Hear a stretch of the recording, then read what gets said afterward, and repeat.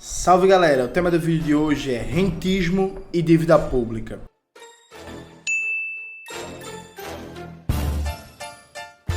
Antes de começar propriamente o tema do vídeo do canal, quero muito agradecer a você que ajuda a manter e melhorar nosso canal a partir do Apoia-se. Seu apoio é fundamental para a gente continuar esse trabalho. Note, o André Lara Rezende, que é um dos economistas mais famosos e prestigiados do Brasil, conhecido pelo Plano Real, já foi ministro de Estado e por aí vai, deu uma entrevista para o Canal Livre, né? O Canal Livre, inclusive, da Band, que é um bom programa, viu? Assim, eu curto, assisto, acho que tem bons debates, tem boas entrevistas e tal. É aquele programa que é exceção à regra do que é a TV brasileira, a mídia brasileira, e que passa de noite, né? Assim, domingo, 11 horas da noite, pá, então tipo assim, o trabalhador já tá dormindo, então o programa é massa, mas que a maioria do trabalhador não vê. Ele teve uma entrevista com o André Lara Rezende, que desmontou várias falácias liberais dos jornalistas da bancada, que vieram falar mentiras sobre dívida pública, sobre financiamento do Estado, vieram defender essa taxa de juros nas alturas, e defender a política imbecil e que só engorda rentista que o Campos Neto tá tocando no Banco Central, né? E aí a gente não vai fazer um react da entrevista toda. Eu vou começar a partir de um trecho que o André Lara Rezende está explicando como é que atua o Banco Central do Japão. Do Japão, inclusive, tem uma das menores taxas de juros do mundo, né? A taxa de juros do Brasil é infinitamente maior do que a do Japão. O Brasil tem a maior taxa de juros real do mundo, né? A taxa de juros real é basicamente a taxa de juros descontada da inflação, grosso modo. E aí, a jornalista da bancada vai e interrompe o André Lara Rezende, dizendo que o Japão pode tocar uma política de juros baixos porque é mais fácil encontrar alguém que quer financiar o Japão do que quer financiar o Brasil. A ideia básica, que é uma ideia falsa, que já foi verdade em parte nos anos 80, que é o Brasil precisa manter uma taxa de juros alta e uma política de confiança dos mercados para se financiar, como se o Estado brasileiro dependesse de atração de capital estrangeiro para se financiar. Isso era verdade, em parte, quando nos anos 80, 70, por exemplo, boa parte da dívida pública brasileira era uma dívida pública externa, ou seja, em dólar, uma moeda que a gente não produz, a gente consome dólar. Isso significava que sim, o Brasil, a economia brasileira, tinha uma restrição externa maior e precisava fazer um conjunto de políticas para atrair dólar e não ter problema no seu balanço de pagamento e honrar os compromissos da sua dívida pública externa em dólar. Hoje, o grosso da dívida pública brasileira é em real, em moeda própria, nacional. E aí, detentores do real são agentes privados, empresas, famílias, entes de pessoa física ou jurídica que circulam na economia nacional, porque estão em real. Então não existe isso do Brasil precisar atrair capital estrangeiro para financiar a dívida pública. Isso não existe. Claro, tem um debate que o nível de entrada de dólar na economia diz respeito à balança de pagamentos e outras questões, mas assim, não ao financiamento da dívida pública. Percebe? São coisas diferentes. Aí o André Lara Rezende fica até indignado com o comentário da jornalista, ele vai dar uma resposta e aí em seguida faz vários comentários que desmontam os mitos que rondam o debate sobre dívida pública, né? Vamos dar uma sacada aqui que ficou bem bom esse trecho. Tá aqui, deixa eu abrir aqui para liberar. Mas é mais fácil encontrar alguém que queira financiar o Japão do que o Brasil. Não, o brasileiro é todo financiado com o brasileiro, Juliana. Como é que conversa é essa? Desculpe, mas quer encontrar alguém? Quem financia o Brasil são os brasileiros, em moeda nacional. Segundo, vamos falar mais, usar a denominação de que você falou, os investidores. Quem compra dívida pública não é investidor, é rentista. E não há conotação negativa.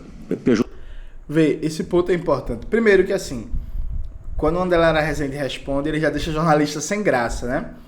O André Lara vai falar uma coisa que é básica, que note, essa história de que o capitalista é um empreendedor, é um cara inovador, é um cara que vai correr riscos, é um cara que vai inventar um negócio, um produto. Isso é conversa, gente. Isso é um mito.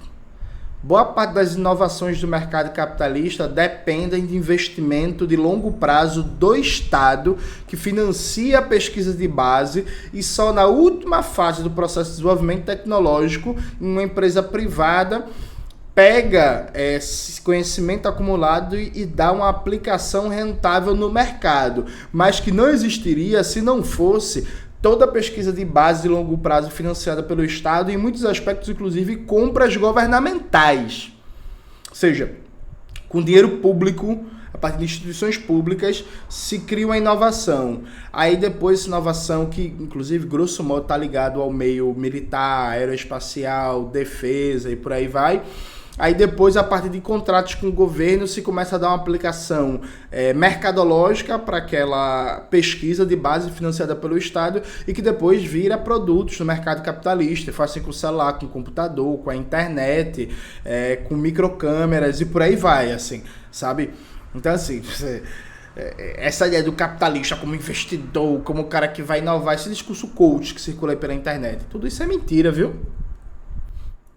Pejorativa em rentista, não. Rentista é qualquer pessoa que quer transferir no tempo sua poupança, os seus recursos. Perfeito? O que é perfeito. E quer mantendo o valor. Investidor é quem investe com risco, porque na dívida pública não tem risco. Então, o retorno, o que tem hoje retorno, comprar em TNB brasileira hoje, de longo prazo, que paga inflação mais 6,5% ao ano, não existe nada no mundo tão bom. Nenhum investimento pode concorrer com isso. Então, por quê? Porque a taxa está profundamente errada. Professor, já que você entrou nesse ponto, essa pergunta é boa. Ju, não é uma discordância, pelo amor de Deus, mas acho que a gente caminha aqui para um tema que está bem desenvolvido no livro, que é uma espécie de uma ditadura do rentismo, né? Um pensamento único, né? O garrote ideológico que você chama aqui. Eu queria te fazer a seguinte provocação. Nós tivemos agora, no século XXI, como você bem apontou no livro, dois grandes momentos da economia mundial, que foi, né, 2008, 2009, o craque das bolsas, né, do subprime americano, que quase destruiu o sistema de crédito mundial, chegou a congelá-lo por alguns dias, ninguém sabia quem estava contaminado ou não, poderia ter derrubado ali economias inteiras, os bancos centrais todos operaram em conjunto, liquidez geral no mercado, ali o governo americano virou sócio de uma GM, porque você não deixa uma GM quebrar, virou sócio de uma General Electric, porque você não deixa uma empresa desse tamanho quebrar, e agora na pandemia nós tivemos a emissão de papel moeda por parte do Banco Central americano, do governo americano, do Tesouro americano, para segurar o impacto econômico dos efeitos da pandemia na economia. Então, nós tivemos dois momentos em que o papel do Estado Nacional é absolutamente fundamental para que você pense em política econômica. E por que ainda nós estamos aqui empacados nessa ditadura do rentismo? Nessa ditadura de que não, essa dívida aqui não mexe, temos que pagar essa taxa mesmo, sendo que você acabou de descrever um país que precisa se desenvolver, que precisa empregar, que precisa crescer, precisa incluir, né, precisa diminuir desigualdade Repare, eu comecei a falar que o Canal Livre é um bom programa, né, que destoa do que é a tendência da grande mídia. Essa pergunta foi boa, tá ligado? Tipo assim, é uma pergunta que você não vê, por exemplo, no Jornal Nacional, no Jornal da Band, no Jornal da Record, e aí é o tipo de pergunta que só aparece em TV fechada ou de madrugada no domingo, quando a classe trabalhadora já está, grosso modo, dormindo, né? Portanto, está preso na maior taxa de juros real do mundo. André, deixa eu dizer, eu não usaria a expressão ditadura do rentismo. Primeiro, e quando eu chamo camisa de força ideológica, na ideia de ideológica de um arcabouço mental, de concepção. Perfeito? Não necessariamente de esquerda ou direita, embora a palavra ideológica dê essa conotação. O que ocorre é que o Brasil está com a taxa de juros errada, alta demais, há muitos anos, desde o Plano Real. De certa forma, na saída do Plano Real, a taxa de juros alta, porque havia muita desconfiança se o Plano Real... Hoje se esqueceram, hoje todo mundo acha parabéns o Plano Real, mas havia muita desconfiança do Plano Real. Perfeito? Então, uma das formas de garantir que não haveria saída muito rápida de capitais especulativos e desvalorização lembre-se que o câmbio valorizou quando o real, perfeito? Ou quando entrou a URV se transformou no real, era 1 para 1 e o real valorizou mais, valia mais do que $1, chegou a 93 centavos de reais por dólar. Perfeito? Isso foi das coisas, porque a taxa de juros era muito alta e tem fluxo de capitais. Nesse sentido, a taxa de juros saiu do real muito alta. E há um certo problema. Em 2005, aqui num seminário no Rio de Janeiro, Olivier Blanchard, que é um economista francês, mas americano, foi economista-chefe do Fundo Monetário Internacional até recentemente, e hoje está no Peterson Institute em Washington, e é um dos mais brilhantes macroeconomistas que existe. Está saindo o livro dele agora este ano, que chama Política Macroeconômica com a taxa de juros, ou dívida pública com taxa de juros menor que a taxa de crescimento, chama Dívida Pública com baixa taxa de juros, sob baixa taxa de juros, que faz toda a diferença. Muito bem, o que Olivier Blanchard veio aqui, disse nesse seminário, disse, olha, a possibilidade, vocês não te consideraram, falou comigo, chamou num canto e disse, André, você não considera a possibilidade de que o Brasil está numa armadilha, no sentido de um mau equilíbrio, porque a taxa de juros alta demais provoca um déficit fiscal, né, que é percebido como um risco que obriga a taxa de juros alta. Então isso é um mau equilíbrio. Se você baixasse a taxa de juros, reduziria o custo do serviço da dívida e reduziria o déficit. Porque lembre-se, o superávit primário foi de 1,3%. E tem sido. Agora, o custo, e isso foi o meu artigo anterior, penúltimo artigo que eu escrevi, com os dados do... Veja, agora o André vai entrar no ponto central. E eu peço que vocês prestem muita atenção. Esse é o pulo do gato. Cada vez que se aumenta a taxa básica de juros, que é a taxa de referência da economia e que remunera os títulos da dívida, isso tem um custo a mais para o governo federal. Tem um custo de repasse do fundo público para os detentores de títulos da dívida pública. Prestem atenção nisso e eu vou explicando alguns pontos. Do Tesouro Nacional. A elevação da taxa de juros está no site do Tesouro Nacional.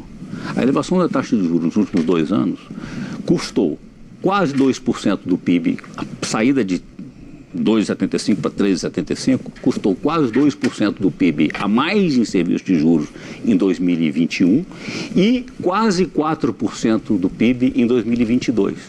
Lembre-se, a PEC da transição é menos de 2% do PIB. Vamos explicar aqui agora, presta atenção.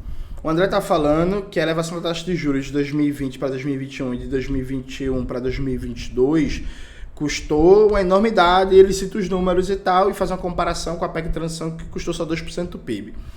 Cada vez que você aumenta a taxa de juros, a taxa Selic, a taxa básica, em 0,5% ou em 1%, isso tem um custo estimado, respectivamente, de 500 bilhões ou 700 bilhões. Então, se você aumenta, em média, 0,5 a depender do momento, né? Isso varia, pode ter um custo a mais de serviço da dívida, pagamento de juros da dívida de 400 bilhões, de 500 bilhões, ou se você aumenta 1%, de 700 bilhões, 800 bilhões, 900 bilhões, que é basicamente o seguinte: a taxa Selic, ela diz quanto o governo vai pagar aos detentores de título da dívida pública. Então, o governo é que diz quanto ele vai pagar para os seus credores, para aqueles que o governo está devendo. Que, inclusive, é um dos motivos que não faz sentido comparar a economia doméstica com a economia nacional, com a economia de um estado, com a economia de um país, tá ligado? Porque quando você vai pegar um empréstimo no Bradesco, no Itaú, você não pode dizer quanto você quer pagar de juros. No caso da dívida pública, o governo diz quanto ele quer pagar de juros. Toda vez que você aumenta a taxa Selic, isso gera um custo de pagamento de juros da dívida pública. A grande malícia da questão da dívida pública, do enriquecimento de rentistas, não é fazer auditoria ou não, se tem fraude ou não. Não é fraude. O problema é manter há 30 anos a das maiores taxas de juros do mundo, em vários momentos, inclusive, a maior taxa de juros do mundo, que transfere todo ano bilhões para o bolso de detentores de títulos de dívida pública. E na moral, gente, quem são os grandes detentores de títulos de dívida pública? É seu Zé e Dona Maria? É o cabo que é pedreiro? É a moça que é telemarketing? É a enfermeira? É o professor? É o Uber? É o taxista? É o cabo que vende cachorro quente? É o cabo que vende coco na praia? Não, né, gente? São as famílias mais ricas do Brasil, são os bilionários, são os grandes empresários, são os grandes banqueiros, são os donos de monopólio de mídia, são os grandes latifundiários. Ou seja, cada vez que o governo aumenta a taxa de juros, ele está transferindo bilhões para o bolso privado de quem já é bilionário. Porque ele está dizendo, o governo, que vai pagar a mais em juros para aqueles detentores de títulos da dívida pública. A grande malícia está aqui. Então, a mídia burguesa faz uma pressão constante para manter a taxa de juros nas alturas, porque fazendo isso, você garante sempre uma remuneração crescente dos rentistas. E diz que isso é técnico. É claro que em alguns momentos, sim, é necessário aumentar a taxa de juros. Isso não significa necessariamente que é para fazer graça para rentista.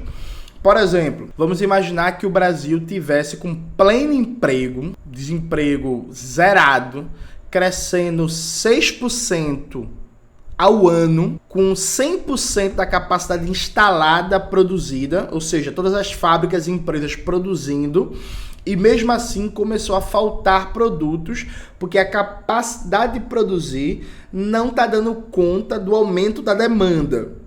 Isso demandaria um aumento da taxa de juros para desaquecer a economia e fazer um equilíbrio entre oferta e demanda. Perfeito? Isso, claro, traria retorno financeiro para os rentistas, para os detentores de títulos da dívida pública. Só que seria uma medida que teria razão de ser, não seria fazer graça para rentista.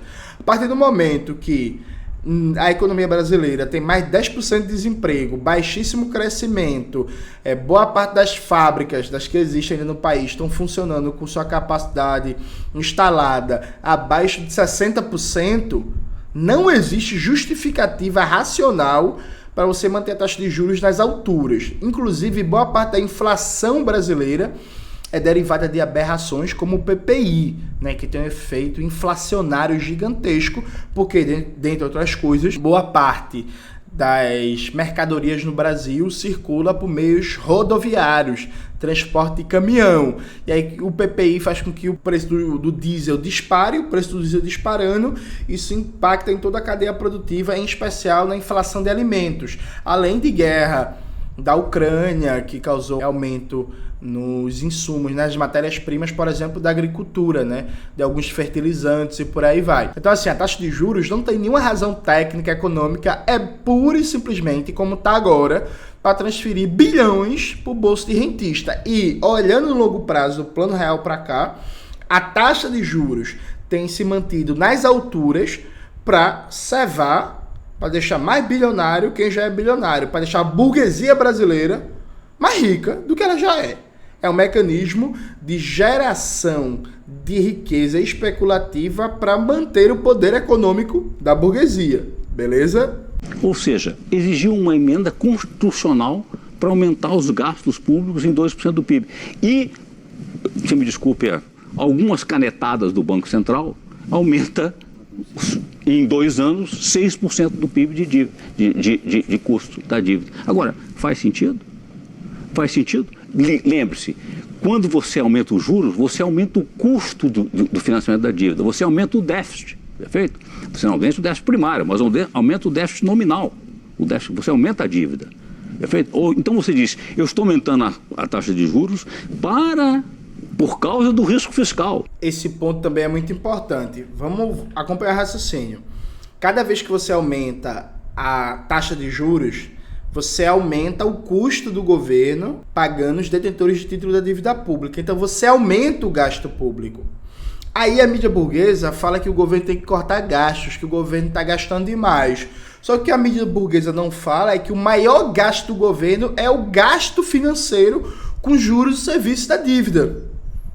Então a ideia de que eu aumento os juros e corto gastos sociais, né, para reduzir os gastos do governo é mentira, porque via de regra está se aumentando os gastos governamentais, agora gastos com serviços, gastos financeiros, com serviços e juros da dívida. O teto de gastos, ele congela saúde, educação, cultura, lazer, esporte, infraestrutura, papapá, mas deixa fora do teto de gastos os gastos financeiros. Então você congela tudo que é investimento, tudo que é capacidade de gasto público importante para a classe trabalhadora e você libera tudo para os rentistas. Percebe? Então o Banco Central pode ir lá aumentar 3% a taxa de juros. Isso tem impacto de bilhões, aumentando o gasto público com juros e serviços da dívida, e isso não passa pelo teto de gastos. Mas saúde, educação, cultura, lazer, por aí vai, tudo isso passa. Entendeu a malícia? Onde é que a coruja dorme? Porque ao aumentar a taxa de juros, você aumenta o desequilíbrio fiscal. Teoricamente, você aumenta o risco fiscal. Aí você tem que aumentar mais a taxa de juros. Olha, alguma coisa está profundamente errada, Juliano. E só detalhe para passar por Orengo, nesse aspecto, e aliás eu acho que o artigo do André Lara Rezende também tocou nisso, que há às vezes reações desproporcionais, né? Ou seja, a reação que foi muito grande durante muito tempo, a gente relatou isso, uma gritaria muito grande com a PEC da transição, realmente você tinha que olhar para a responsabilidade daquilo, mas levar R$600 no momento fundamental para as pessoas e tudo, o impacto daquilo que o mercado tanto falou, mas por outro lado ignorou o que foi colocado pelo André nessa questão. Eu me desculpe, só nesse artigo eu uso, apelando um pouquinho, eu digo, olha, para ser a PEC da transição, grande parte vai para o Bolsa Família, que nome queira dar a ele, perfeito? Que é aí para pagar um adicional para crianças até 6 anos, em famílias, etc. Agora, isso criou um problema, foi uma gritaria fenomenal, a irresponsabilidade fiscal. O governo não pode gastar de forma irresponsável, esse é um ponto. O governo tem que gastar bem e ser coerente, não tem dúvida sobre isso. Agora, o Bolsa Família é uma gritaria. Agora, o Bolsa Rentista dá 4% a mais que fudeu sobre a taxa de juros. Isso não tem problema nenhum. Nenhum. Agora, eu gostaria até de aproveitar. Aí é onde a coruja dorme. Até hoje, desde o Plano Real para cá, nenhum presidente mexeu nisso. Nem Lula 1, nem Dilma 1, nem Dilma 1, nem Dilma 2... Acho que eu falei errado, né? Enfim, Lula nos 2 mandatos e Dilma no primeiro mandato e no meio do mandato que ela foi derrubada pelo golpe. Nenhum governo mexeu nisso. E para mexer nisso, gente, precisa fazer auditoria da dívida pública? Não. Não precisa fazer auditoria da dívida. O que se precisa fazer é 2 medidas básicas nessa temática, claro, acompanhada de outro conjunto de políticas econômicas, que é reduzir de maneira consistente a taxa de juros e alongar o perfil da dívida, ou seja, vender títulos com prazo de vencimento maior, mais alongados, né? O Brasil tem como característica vender títulos de prazo de vencimento muito curto, pagando juros altíssimos. Então tá um processo permanente e acelerado de transferência de riqueza para o mercado privado, transferência de fundo público para o mercado privado, remuneração de rentistas. Onde a coruja dorme de verdade é baixar de maneira consistente e sistemática a taxa de juros. Porque cada vez que você, por exemplo, baixa a taxa de juros em 1 ponto, isso significa, em média, deixar de pagar por ano 700 bilhões para rentistas, para a burguesia brasileira. É aqui que a coruja dorme. É por isso que o governo Lula manteve a taxa de juros nas alturas. É por isso que o governo Dilma manteve a taxa de juros nas alturas. É por isso que o governo Temer manteve a taxa de juros nas alturas. O governo Bolsonaro baixou a taxa de juros. Inclusive, desde o Plano Real, foi o governo que teve a menor taxa de juros.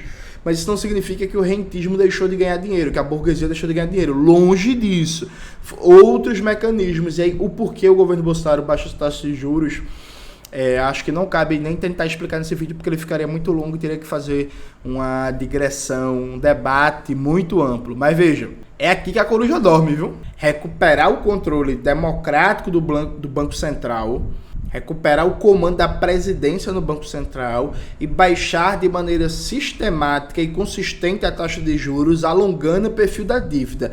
Isso é um tiro no coração do rentismo brasileiro, consequentemente da burguesia. Aqui não é só especulador em abstrato, não. Isso pega agronegócio, isso pega monopólio de mídia, isso pega industriais, isso pega grandes varejistas, isso pega banqueiros. É uma fonte de lucro para toda a burguesia brasileira. É aqui onde a coruja dorme. Aproveitar a citação à PEC da transição para retomar uma discussão que é do ponto de vista de legislação.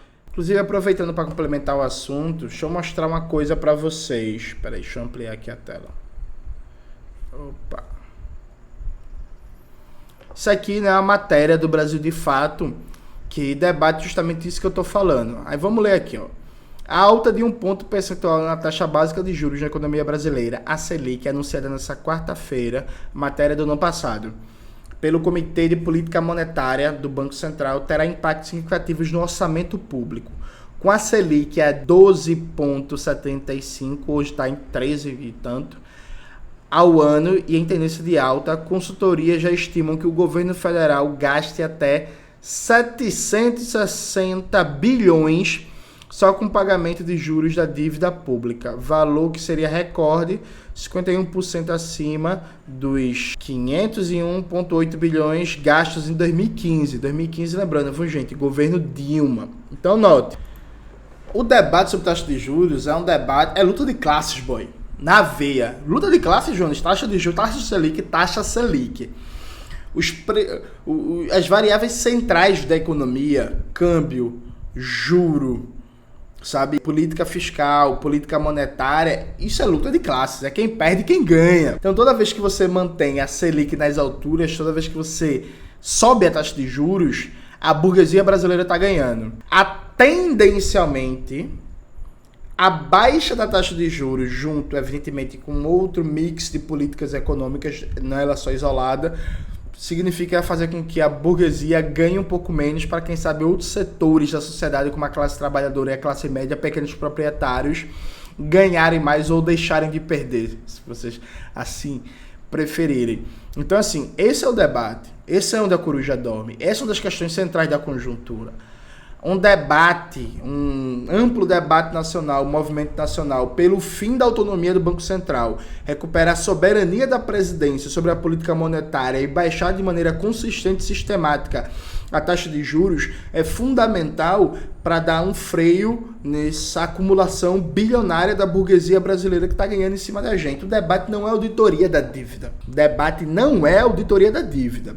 O debate é baixar de maneira sistemática e consistente a taxa de juros e alongar o perfil da dívida, controlando a política monetária, controlando de maneira democrática e transparente o Banco Central, para reduzir o poder da banca, do mercado financeiro, do mercado privado no controle da política de juros e da política monetária de maneira geral. Essa é a disputa é uma das disputas que está colocada na conjuntura brasileira, junto com várias outras, né, como a disputa pelo salário mínimo, por exemplo, que eu venho falando bastante.